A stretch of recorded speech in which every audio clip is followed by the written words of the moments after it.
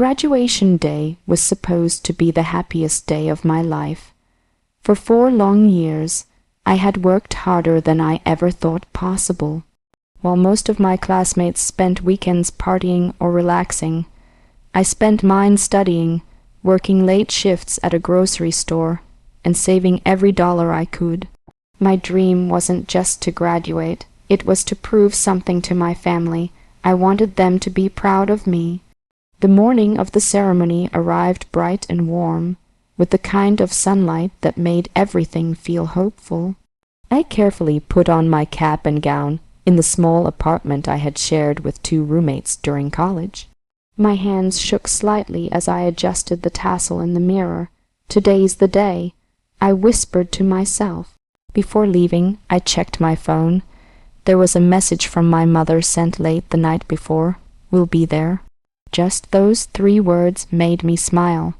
I had reserved 4 seats in the auditorium, 1 for Mom, 1 for Dad, 1 for my younger sister, and 1 for my uncle who had always encouraged me when things felt impossible. As I arrived on campus, the entire place buzzed with excitement. Families gathered everywhere. Parents carried flowers and cameras, hugging their children and taking photos under banners that read "Congratulations, graduates." Laughter filled the air. Students ran toward their families, shouting with excitement as they spotted them across the lawn. I looked around instinctively, hoping to see someone from my own family arriving, but they weren't there yet. That's okay, I told myself quietly. They're probably on the way. Inside the auditorium, graduates lined up in rows, waiting for the ceremony to begin. I sat in my assigned seat and turned toward the audience area. My eyes immediately searched for the row where I had reserved my family's seats. Row H, seats 14 through 17. They were empty. I checked the time. The ceremony would start in 10 minutes. Maybe they were parking the car. 5 minutes passed. More families poured into the auditorium, filling the remaining seats. Parents waved enthusiastically at their children sitting among the graduates. I forced a small smile whenever someone nearby caught my eye. Another minute passed. Row H was still empty. My chest tightened slightly. Maybe traffic was bad. Maybe they were running late. The ceremony began. Music filled the auditorium as the graduates stood, and the crowd erupted into applause. Hundreds of proud voices echoed through the hall, but the 4 seats I had saved remained empty. As speeches began, I kept glancing back every few minutes. Still no one. A girl sitting beside me nudged my arm gently. "My parents brought an extra bouquet," she said kindly. "If your family didn't bring flowers, you can take one." I smiled politely. "Thanks," I said, though my voice felt smaller than usual. They're probably just running late. Deep down, though, I felt the truth creeping in slowly. They weren't coming. When the dean finally began calling names, my heart pounded loudly in my ears. One by one, students walked across the stage while their families cheered wildly. Some parents even stood up and shouted their child's name with pride. Then my name echoed through the speakers. For a split second, I looked toward row H again. The seats were still empty. I walked across the stage alone. The applause from the crowd was polite, but it wasn't the same as hearing your own family cheering for you. As I shook the dean's hand and accepted my diploma, I forced a smile for the camera. Inside, though, something felt hollow. After the ceremony ended, the campus lawn filled with celebrating families.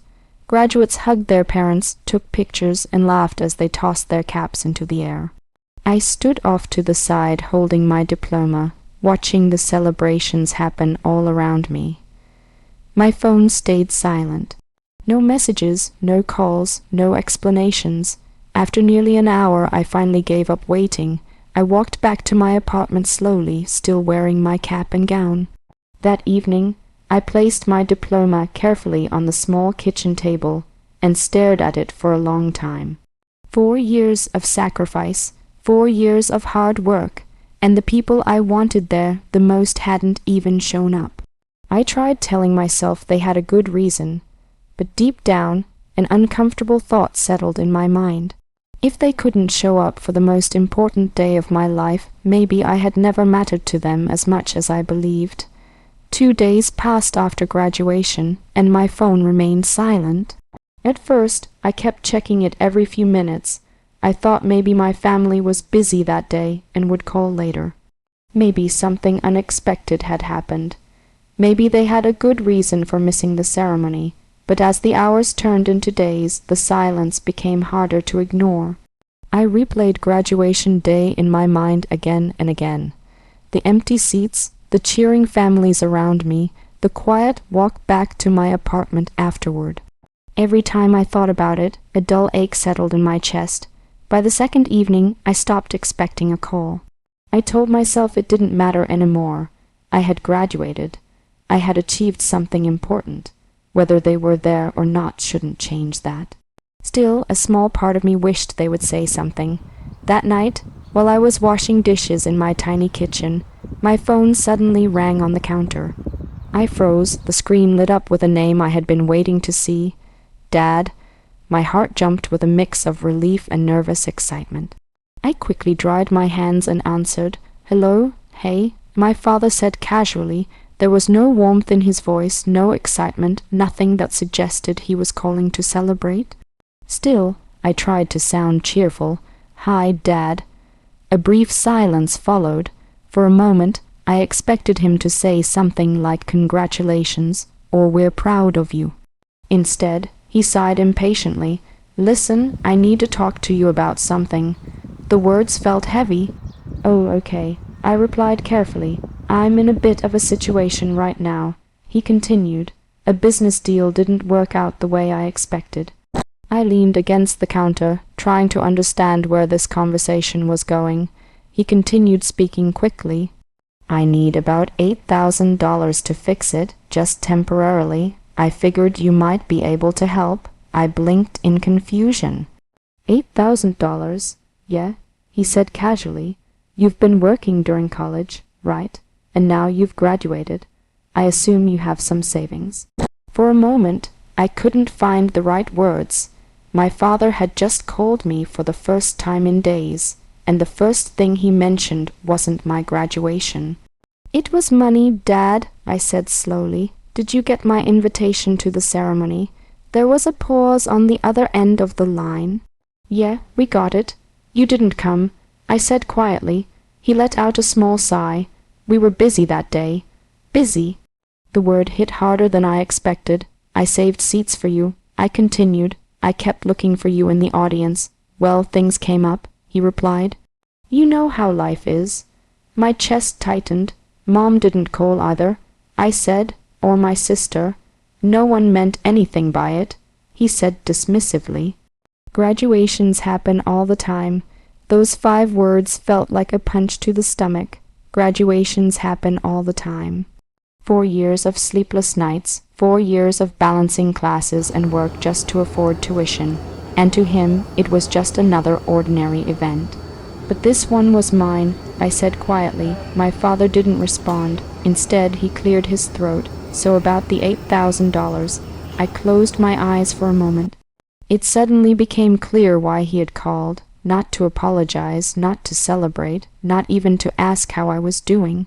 He called because he needed something. "I don't have that kind of money right now," I said carefully. "You will soon," he replied quickly. "You've got that degree now. You'll get a good job. It's just a loan." His voice sounded so confident, so certain that I would help without hesitation. As if my feelings about graduation didn't matter at all. "Let me think about it," I said. "Don't take too long," he replied. "I need it soon." Then the line went silent. He had already hung up. I stood there in my quiet kitchen, staring at the phone in my hand. The excitement I once felt about graduation had faded completely. In its place was something new, something colder. For the first time, I began to see my family in a different way. To them, I wasn't someone to celebrate. I was someone they could ask things from, someone they could rely on when they needed help, but someone whose achievements didn't really matter.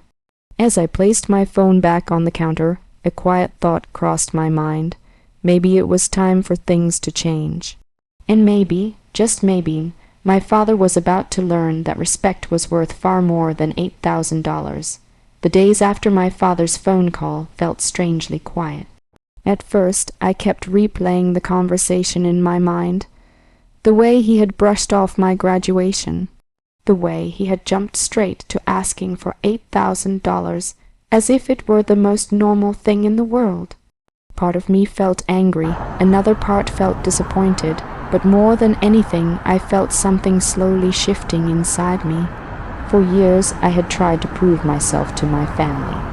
Every good grade, every late night studying, every sacrifice I made during college had been driven by one simple hope, that one day they would look at me and feel proud. Yet when that moment finally arrived, they weren't even there. Instead of dwelling on it, I decided to focus on something else. My future. A week after graduation, I woke up early one morning and checked my email while drinking coffee at the small kitchen table in my apartment. Most of the messages were advertisements or job postings I had already seen, but one email immediately caught my attention. It was from a company I had interviewed with a month earlier. My heart began to race as I opened it. The message was short but clear. They were offering me the position. I read the email twice to make sure I wasn't misunderstanding. Then a third time, the job was everything I had hoped for. The position was in a growing company with plenty of opportunities, and the starting salary was far better than anything I expected right out of college. For the first time since graduation, a real smile spread across my face. All those late nights had meant something. I accepted the offer the same day. Over the next few weeks, life started moving quickly. I began training at the new job, meeting new coworkers, and learning more about the industry I had studied for years. Every day, I felt more confident about the path I had chosen. But my father didn't stop messaging me. Every few days, another text would appear on my phone. Did you think about the money? I really need that $8,000. Let me know when you can send it. He never asked how my new job was going. He never mentioned my graduation again. At first, I ignored the messages. Then one evening, after a long day at work, I finally decided to respond. I stared at the phone for several minutes before typing. Instead of arguing or refusing immediately, I wrote something simple. Let's have dinner. A few seconds later, the 3 dots appeared as he typed a reply. Dinner? Yes, I wrote. You, Mom, and my sister, come to my place this weekend. There was a short pause before his next message arrived. Okay, but we still need to talk about the money. I set my phone down without replying. The truth was, I had been thinking about that money request for days. Not because I planned to give it to him, but because it made me realize something important. My family hadn't valued my achievements. They hadn't even bothered to show up for the most important day of my life. Yet suddenly, when money was involved, they had plenty of time to call and message. So if they wanted my attention now, they were going to get it. But not in the way they expected. Saturday evening arrived quickly. I spent the afternoon cleaning my apartment and preparing a simple dinner. Nothing fancy. Just enough food for everyone to sit down and talk. As I set the table, I glanced at something resting on the shelf nearby, my framed graduation photo. In the picture, I stood on stage holding my diploma and smiling for the camera, but every time I looked at it, I remembered the empty seats in the audience. At exactly 6 o'clock, there was a knock on the door. My family had arrived. For the first time since graduation, all of them were standing together outside my apartment. My father stepped inside first, glancing around the room with interest. Nice place, he said casually. My mother smiled politely, and my sister gave me a quick hug. But something about the visit felt different. They weren't here to celebrate. They were here because they believed they were about to receive something. As we sat down for dinner, conversation stayed light at first, but I knew it wouldn't stay that way for long. Sooner or later, my father would bring up the money again, and when he did, I would finally give him the answer he had been waiting for. Just not the one he expected. The evening felt strangely tense from the moment my family stepped into my apartment. My mother complimented the place politely, running her hand across the kitchen counter as if inspecting it. My sister wandered around the living room, glancing at the few decorations I had managed to put up since moving in. My father, however, seemed focused on only one thing, the money. I could see it in the way his eyes occasionally drifted toward me, like he was waiting for the right moment to bring it up. I invited everyone to sit at the table. Dinner was simple pasta, garlic bread, and a salad, nothing fancy, but I had taken the time to prepare it carefully. For a while, we talked about ordinary things. My mother asked about my job. "Well, how's the new position going?" she said while pouring herself water. "It's going well," I replied calmly. "I'm learning a lot." "That's good," she said with a small nod. But the conversation didn't last long. Halfway through dinner, my father leaned back in his chair and cleared his throat. "So," he said, folding his hands on the table, "did you think about what we talked about?" There it was. The question he had been waiting to ask all night. My sister stopped eating and looked at me curiously. My mother glanced between us quietly. I took a slow sip of water before answering. "Yes," I said, "I've thought about it a lot." My father straightened slightly. "And I decided I wanted us to have dinner first," I said. He frowned a little. "Dinner is nice," he said, "but the situation is kind of urgent." "I know," I replied calmly. The room fell silent for a moment. Then I stood up from the table. "Wait here," I said. I walked over to the shelf in the living room and picked up something I had placed there earlier. When I returned to the table, everyone watched me with quiet curiosity. Instead of an envelope full of money, I placed a large frame in the center of the table. It was my graduation photo. In the picture, I stood proudly on stage holding my diploma. For a moment, no one spoke. My father looked confused. "What's this?" he asked. "This," I said softly, "is the moment you all missed." The room grew very quiet. I pointed gently at the empty space behind me in the photo. "I reserved 4 seats for you," I continued. "Right in the middle of the auditorium. I kept looking for you the whole ceremony." My mother shifted uncomfortably in her chair. "We told you we were busy," she said quietly. I nodded slowly. "I remember." I looked directly at my father. "But 2 days later you called me." He didn't respond. "You didn't ask how graduation went," I continued. "You didn't say congratulations. You didn't even apologize for missing it." The tension in the room thickened. "You asked me for $8,000. My sister lowered her eyes to her plate. My father leaned back in his chair, clearly uncomfortable. "Look," he said defensively, "I told you I was in a tough situation, and I understand that," I replied calmly. Then I reached into my pocket and pulled out a small envelope. I placed it next to the photo. My father's eyes immediately moved to it.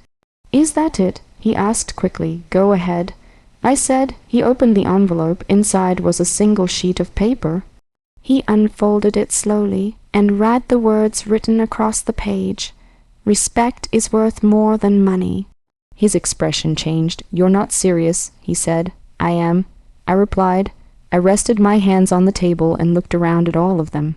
"I worked for years to graduate," I said quietly. "It was one of the most important moments of my life." No one spoke. "And none of you cared enough to show up?" The silence felt heavy now. "So no," I continued, "I'm not giving anyone $8,000. My father stared at me in disbelief. "You're really refusing to help your own family." I met his gaze calmly. "I'm refusing to reward people who only show up when they want something." No one had an argument for that. The room stayed quiet for a long time. Finally, I stood up and gently picked up my graduation photo again. "If you'd like to stay and celebrate the achievement you missed," I said calmly, "you're welcome to." Then I walked into the kitchen, leaving them sitting silently at the table. For the first time in my life, I felt something unexpected. Peace, because sometimes the sweetest revenge isn't hurting the people who hurt you. It's simply showing them that you no longer need their approval to succeed.